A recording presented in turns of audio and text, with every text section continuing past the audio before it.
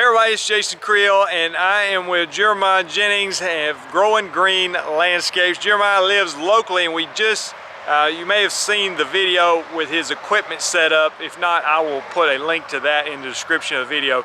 But today, I wanted to go more over business tips and strategies and kind of talk to you about, what he's doing. And hopefully those of you that are in the business or looking to start a business will be able to learn from Jeremiah's example. So let's get started right now. All right, Jeremiah, thanks for being with us. And first, and maybe I said this in the intro, we live, I guess, 5 minutes apart or something. So, less than that, yeah. So appreciate you coming over and shooting some videos. And we went over the whole equipment setup. He's got his walk behind here, or push mower, and ride on, stand on, trimmers. He's got 2 big steel blowers, all kind of stuff. So that's the equipment side. Again, check the link after this video if you want to watch that. But as far as your business goes, tell us, how long have you been in business? Because you're not as old as me. So no. Did you start when you were 16, or how long have you been doing this? So there's some good answers to that. If you haven't seen the equipment video, go check it out. There's a lot of good advice in there too. Not just talking about the equipment, there's advice on some of the stuff, why we use it, how we use it. So go check that out if you have not seen it yet. But how we got started, so it's kind of a weird story. Most landscapers you hear about in the green industry started out mowing their neighborhood yards when they're 12 years old and they started their business, and that's all good, but that just wasn't what I did. I was homeschooled. I went to school up until 9th grade. When I started high school, I homeschooled. So by homeschooling through high school, I had the freedom to work, and I worked with a buddy of mine. He had this company. This is actually a multi-generational company. I'm the 4th owner now. And so he had it at that point, bought it from a guy that he had worked for. He was just paying his way through college in the business, and that's what he did. When he was in his senior year, he was like, I'm ready to be done.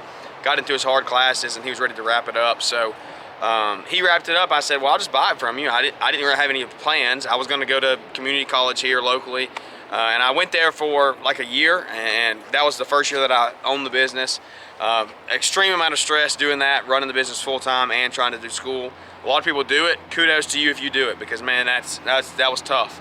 And I wasn't even at a big university. I was just in a small local community college. But I did that, and I did that when I was I took it over when I was a senior in high school. So I guess I was 18 at that point. I just turned 22 like last week. So this is 3.5, 4 years now, I think is what we're heading into.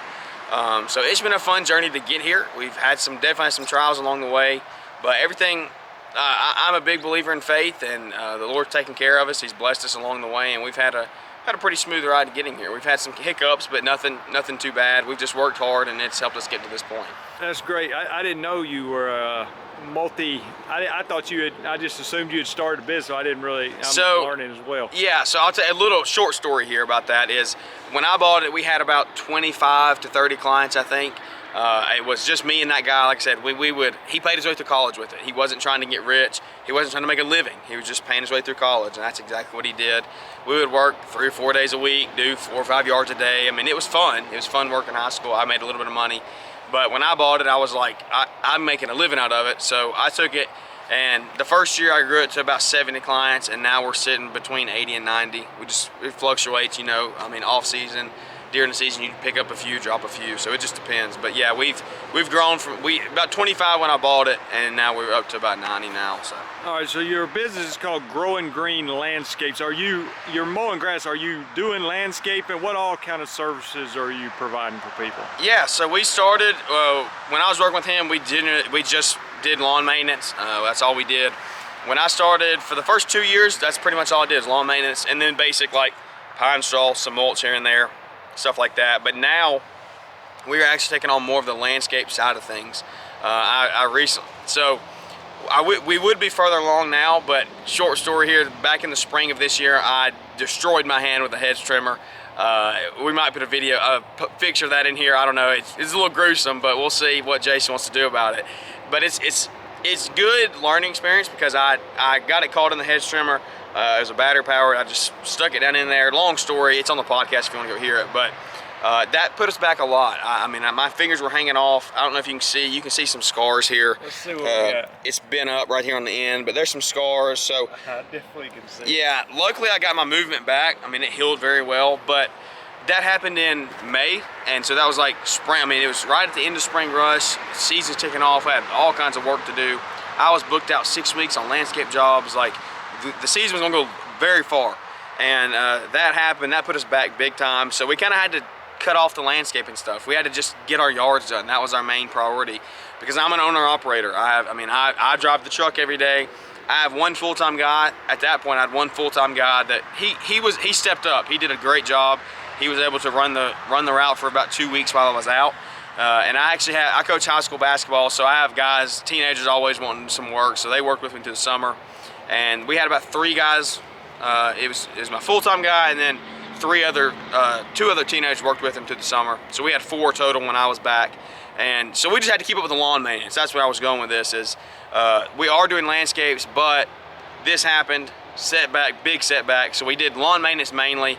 We did take on a few landscape jobs, but we did some more at the end of the season once I was pretty much healed. And we're gonna be hitting that hard in the spring again, because it's one of those things. It's like, it's hard to get in. It's scary to get into landscape jobs. Maybe if you're just out cutting grass, you're like, I don't know if I can do that. Bigger companies do that. Bigger companies put plants in the ground. That's something I don't know how to do. I know how to weed eat and mow, and that was me for a little bit. And it was one of those things that I just had to take the risk. Risks are in business. That's part of it. And I just learned. I did it, and I just taught myself, and I learned. And now we're closing $2,500 to $3,000 jobs like nothing. And it's one of those things. It's like it's hard to come up with those prices. It's scary to start out, but when you're at that point and maybe you're transitioning from mowing to landscaping, just always remember there's going to be risk in business, but it takes a step of faith to do it. And we took that step of faith, and we've been able to close those jobs consistently. We definitely want to keep on taking on more in the spring. But yeah, we do landscapes. That was a long story there, yeah. But we do some landscapes as well. But we're mainly lawn maintenance right now. And does that help you? Do you try to pick up some of those landscaping jobs in the winter time to get you through the winter? Or? We do, and that's actually, so we're recording this mid-December right now, and so we actually just finished up one 2 weeks ago where we did a total front of the house redo. We laid some sod, moved some dirt, and put in a big magnolia and all this. So that's the kind of stuff we're going to try to keep those coming in through the winter, because down here in Alabama, our ground doesn't really freeze. So I mean, it gets cold outside, cold to us. I mean, it gets what, 30 degrees and we're freezing. Yeah. I see guys up north working in like 10 degrees and they're like, man, this feels good. Yeah. And then when it gets to 30, they're like, man, it's warming up. Yeah. But not down here. So our ground doesn't really freeze. There's very few times that the ground actually freezes. So we're able to, like you're saying, do that stuff through the winter.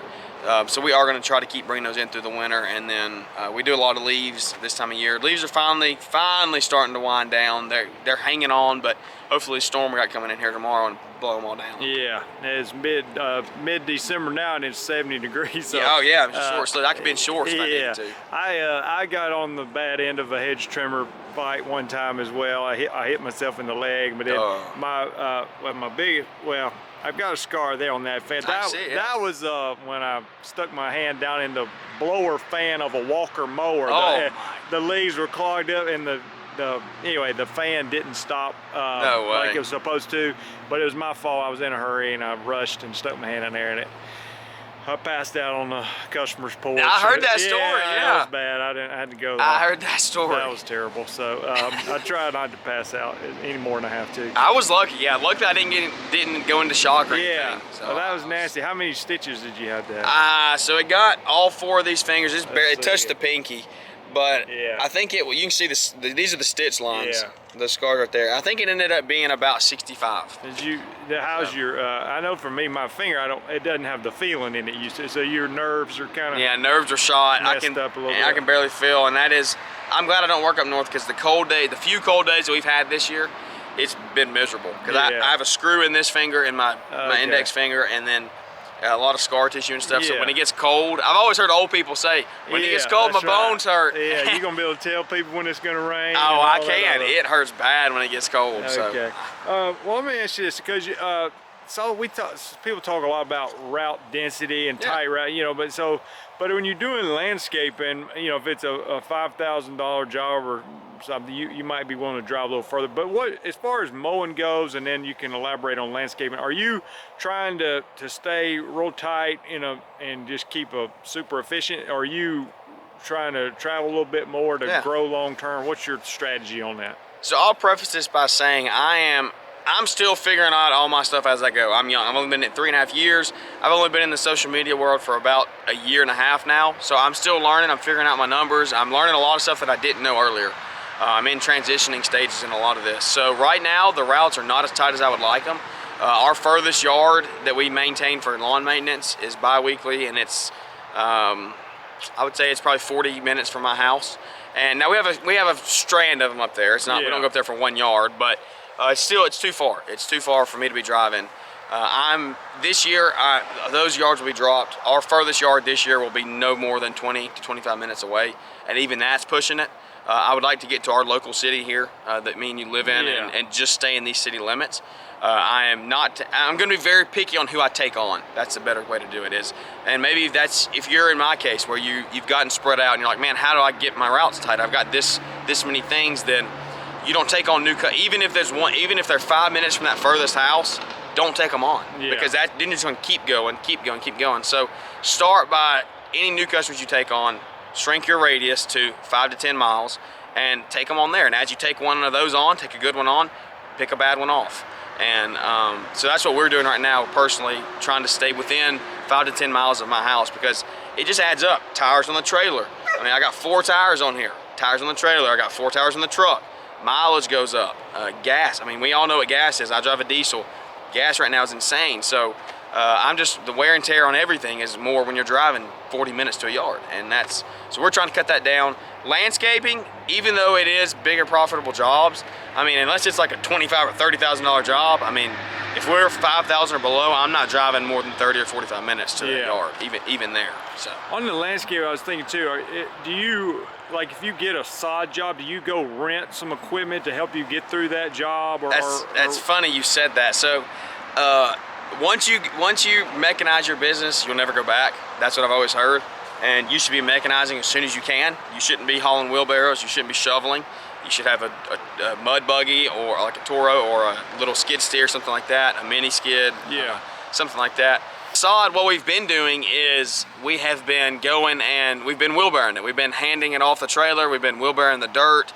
Any topsoil that we laid down, we'd be wheelbarrowing it. And that, man, I got old. So this job we did like 2 weeks ago, we had to move some dirt, we had to clean off some land, and we had to lay sod. So I actually went into the Home Depot and rented a little 4-wheel drive tractor.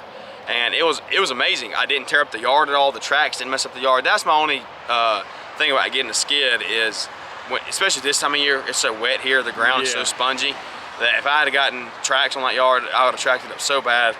Plywood the way it is, I'm not gonna go spend $500 on a plywood highway for one job. I don't do enough of it. So rented a little tractor, and man, it was a lifesaver. And the trailer's so dirty because we had topsoil on it, and but we were able to pull the tractor up the back gate, scoop it up in the bucket, drive it over and dump it. And we spread it with the bucket. And then the sod, we just pulled the tractor up to the side, we'd load it in the bucket and drive it over there. And that was by far the most profitable and the best job we had done, because I wasn't even tired at the end of the day. I mean, I did not pick up a shovel to put dirt anywhere. I mean, I picked up a shovel to load the little bit left that we couldn't get with the bucket. We had to shove it in the bucket off the trailer. Other than that, man, we rented that. And I would say, any advice out there to maybe it's a younger guy, or maybe it's not a younger guy, but you're just out there and you're doing these landscape jobs, don't break your back. You don't get any younger. I'm only 22 and I already feel it. So don't, if you're 50, stop immediately. Factor that price into your jobs, that rental price, because customers expect it. Like, because I was always that way of like, man, there's no way people are gonna pay for this. I can't afford to put a $500 rental fee in here. There's no way they're gonna pay for that. And I did it, and they didn't even bat an eye at it. People pay it. I'm shocked at what people pay. I think it's insane. I used to think that everybody shopped like I do, and they don't. They don't at all. But that's the thing. That's funny you say that. That could be your biggest holdup in business right there. You got to get that out of your way. You have to get out of your mind that people shop like you do, because they don't. Because they got bigger bank accounts than we do. That's right. But just you can't price jobs the way you would want to be priced. Yeah, that's right. So. All right, so you said you start off with 30 or 35 customers, something like that. Now you've grown. Well, before I get to that, you were mentioning bi-weekly, weekly. So a lot of people don't take any bi-weeklies on.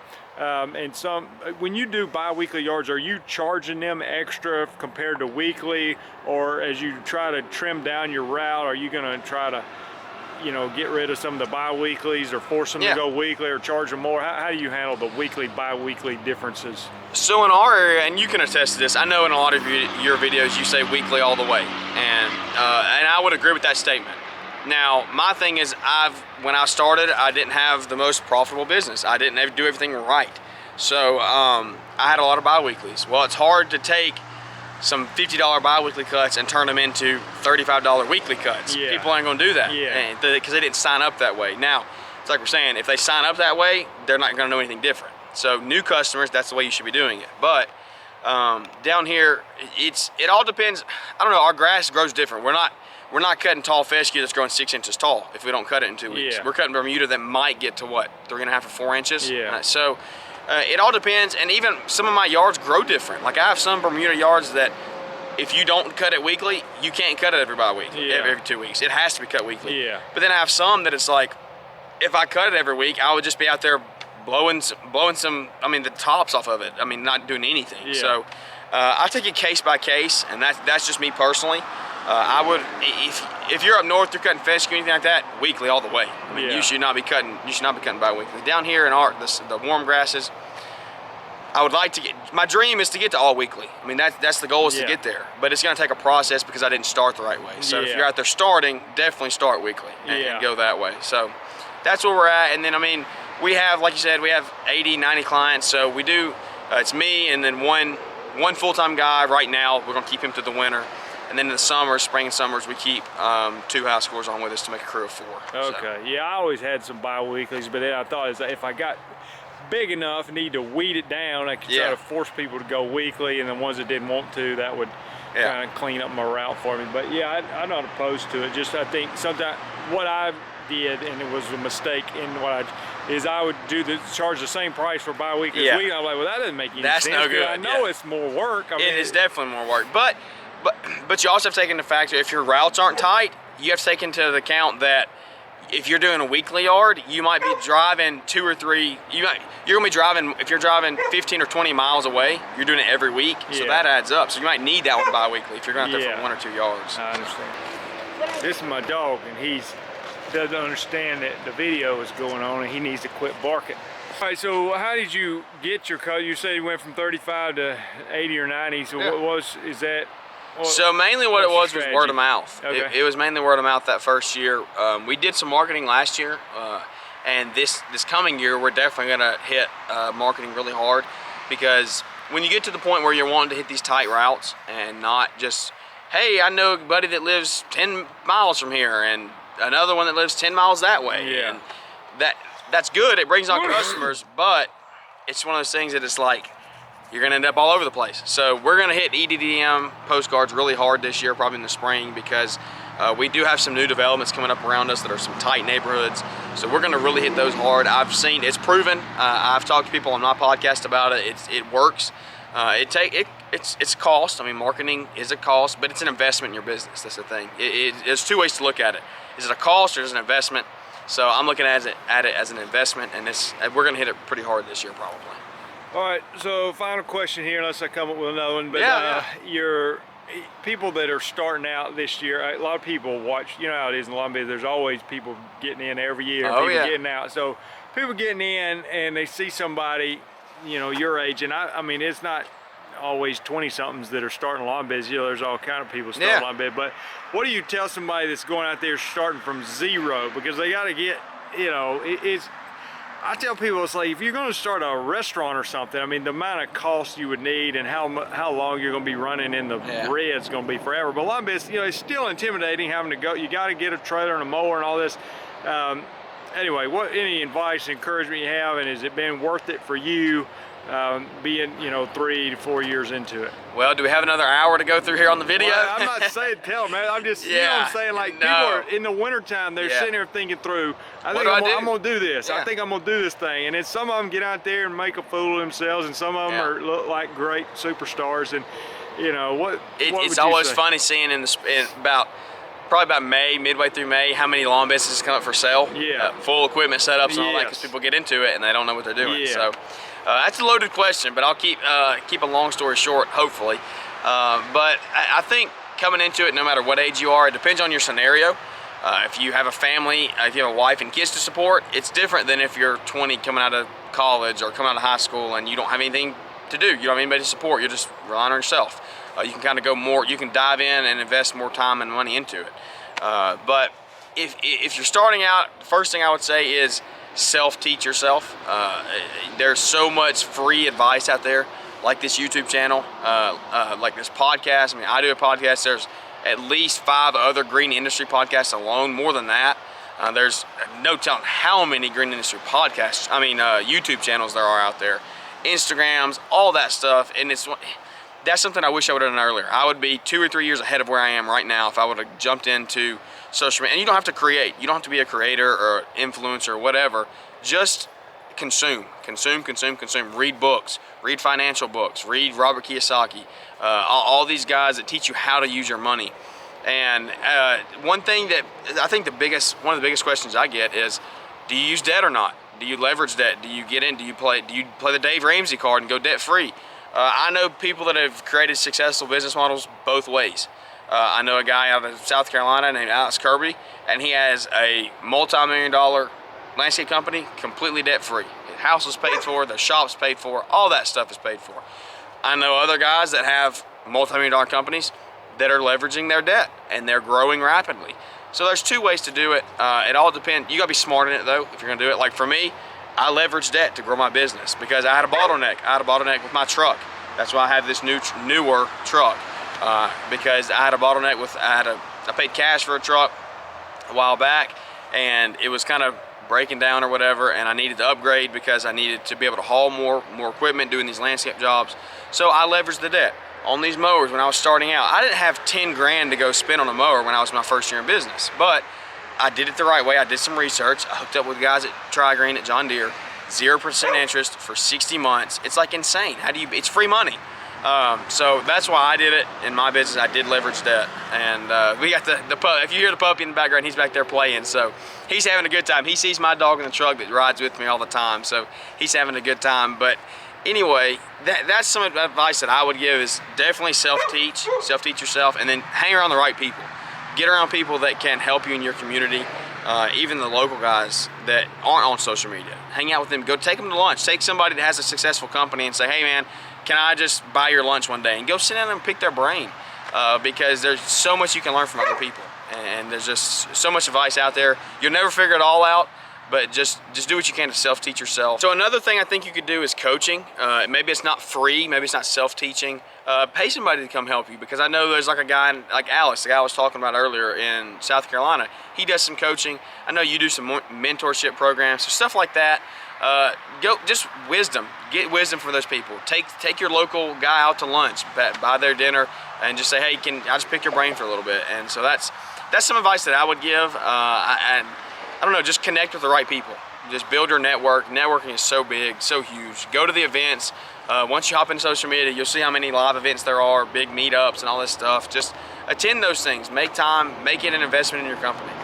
Yeah, I think you make some very good point. I think sometimes too, some people, their people skills, or they might be the greatest lawn guy ever. You know, just being a sort of halfway friendly person goes a long way as far as getting customers and you know, and I think you made a point about local people, and I feel bad I put you off for so. Oh no, we're both busy. Yeah, anyway, we had some circumstances, but I think, you know, locally you will find that there about half the people probably are too cool to deal They with won't you. deal with but you, the yeah. other half don't care. They will help you. I mean, you know, yeah, we're competitors, but it's not.